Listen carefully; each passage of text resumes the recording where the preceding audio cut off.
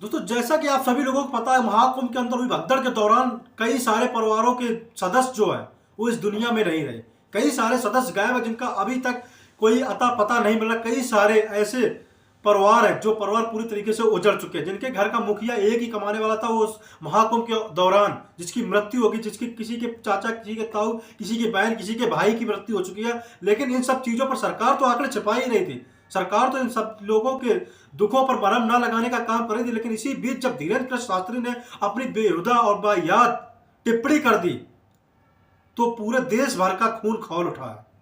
क्योंकि जैसा कि हम सभी लोगों को पता, पंडित धीरेन्द्र कृष्ण शास्त्री के जो फैन फॉलोइंग है आज के तौर पर बहुत बड़ी फैन फॉलोइंग है। आखिरकार इतनी बड़ी फैन फॉलोइंग होने के बावजूद वे ऐसी बायात टिप्पणी कैसे कर सकते हैं?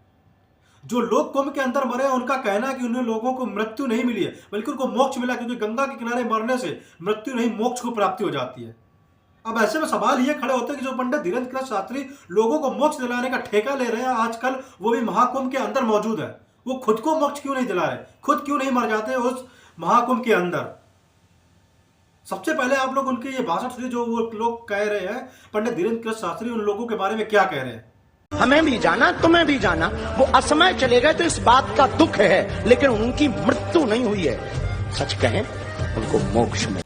तो दोस्तों, सुना आप लोगों ने पंडित धीरेन्द्र कृष्ण शास्त्री किस प्रकार की बेहुदा और वाहियात बातें कर रहे हैं। इस वीडियो के दौरान आप लोगों ने देखा होगा। अब पंडित धीरेन्द्र कृष्ण शास्त्री अपने ही बयानों के कारण बहुत बुरी तरीके से फंस चुके हैं। उनकी पूरे देश विदेश में पूरी तरीके से फदियत हो रही है, क्योंकि किसी व्यक्ति की मौत, वो एक मोक्ष की बात कर रहे हैं। इसके पीछे कहीं ना कहीं वो एक राजनीतिक दांव खेलना चाहते हैं, राजनीतिक पार्टी को बचाना चाहते हैं। जो महाकुंभ के अंदर अव्यवस्थाएं फैली थी उसको छिपाने की कोशिश कर रहे हैं। अब इन सब चीजों को लेकर जब एबीपी न्यूज के चैनल ने स्वामी अभिमुक्तेश्वरानंद महाराज सरस्वती जी से पूछा और उनके बारे में बताया कि धीरेन्द्र कृष्ण शास्त्री ऐसे बातें कर रहे हैं, तो अब वो लोग उनके बारे में क्या कहते हैं। स्वामी अभिमुक्तेश्वरानंद सरस्वती, आप लोग स्क्रीन पर जरूर देखिए। धीरेन्द्र शास्त्री जी ने जो बयान दिया है, आप सहमत?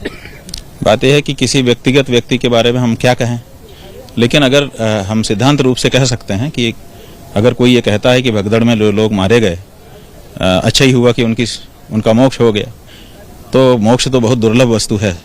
सनातन धर्म में मोक्ष से बढ़ के कुछ नहीं है। तो जो महापुरुष इस तरह के वक्तव्य दे रहे हैं, उनको आके यहाँ उसी तरह का मोक्ष, जिस तरह के मोक्ष के बारे में वो बोल रहे हैं, ले लेना चाहिए।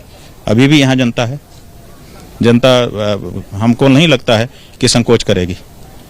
तो बहुत बड़ी बात आपने, उन्होंने जो बात कही वो छोटी थी? इतने लोग कुचल कुचल करके, घुट घुट करके मर गए, और आप कह रहे हैं कि ये तो होता ही है, एक दिन तो सबको मौत आती है। अरे मौत आती है, अपनी मौत मरता व्यक्ति। न केवल स्वामी अभिमुक्तेश्वरानंद ने इन पर टिप्पणी करते हुए उनके पूरी तरीके से फटकार लगाई, बल्कि अब आप लोगों को दिखाने जा रहा हूं जो कथावाचक चिन्मयानंद जी क्या कहते हैं इनके बारे में।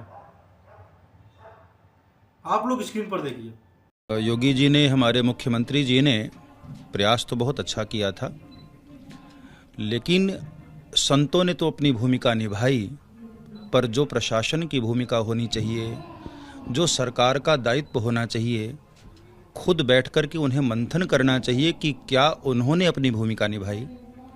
हर बात को विपक्ष पर डाल देना, किसी अन्य विरोधियों पर डाल देना एक संत के लिए शोभास्पद नहीं है। तो दोस्तों, देखा आप लोगों ने किस प्रकार से सभी सनातन के महान धर्म गुरुओं ने किस प्रकार से पंडित धीरेन्द्र कृष्ण शास्त्री को फटकार लगाई। अब सवाल यहाँ खड़ा होता, हमारे देश के हजारों लाखों करोड़ों युवा धीरेन्द्र कृष्ण शास्त्री जैसे पंडित बाबाओं पर भरोसा करते हैं, इन पर विश्वास करते हैं, इनके फैन बने हुए हैं। अगर इनके ऐसे विचारों से कहीं इनके फैन फॉलोइंग में से किसी व्यक्ति ने अगर अपनी जान वहां पर ले जा गंगा के किनारे दे दी, वो अपने आप की मृत्यु को मोक्ष समझने लगा, तो इसका जिम्मेदार कौन होगा? जिस प्रकार के भाषण, जिस प्रकार के इन्होंने वचन बोल रहे हैं सोशल मीडिया पर, जिससे इनका क्या इफेक्ट पड़ेगा इनके फैन फॉलोइंग में। अगर इनके फैन के अंदर, किसी भी व्यक्ति के अंदर अगर ये जिज्ञासा जाग गई कि अगर गंगा किनारे मरने से मोक्ष मिलती है, तो इसका जिम्मेदार कौन होगा? गलती यहाँ धीरेन्द्र कृष्ण शास्त्री की नहीं, बल्कि गलती उन लोगों की है जो बिना किसी जांच पड़ताल के अपने गुरु, अपने आइडल, अपने आदर्श बना लेते हैं, जबकि वो समझ ही नहीं पाते हैं इनके आइडल, उनके आदर्श, उनके फैन बनने से आपका कोई फायदा नहीं, बल्कि उनका पूरी तरीके से, उनका हर प्रकार से उनका ही फायदा है। क्योंकि वो जब चाहे, जिस प्रकार से चाहे, आपको आपके अंदर, दिमाग के अंदर गंदगी भर सकते हैं, क्योंकि आप बिना कोई सोच समझ, कोई विचार करे किसी बात पर टिप्पणी नहीं करेंगे, क्योंकि आपके आइडल, आपके आदर्श ने वो बात बोली है, आपके गुरु ने वो बात बोली है, आपके भगवान ने वो बात बोली है। अब आपको कैसे पता लगेगा कि जो गुरु, जिसको भगवान आपने बनाया है, उसकी सोच में खोट है, और उसकी सोच में खोट है, ये आपको इस वीडियो से पता लग गया होगा। जिस प्रकार से उन्होंने महाकुंभ के अंदर मरे हुए लोगों के प्रति संवेदना नहीं जताई, दुख नहीं जाहिर किया, बल्कि ये कह दिया कि वहां पर मरे हुए लोगों को मोक्ष मिल चुकी है। वैसे आप लोगों को क्या मानना है, वीडियो में कमेंट करके जरूर बताएं।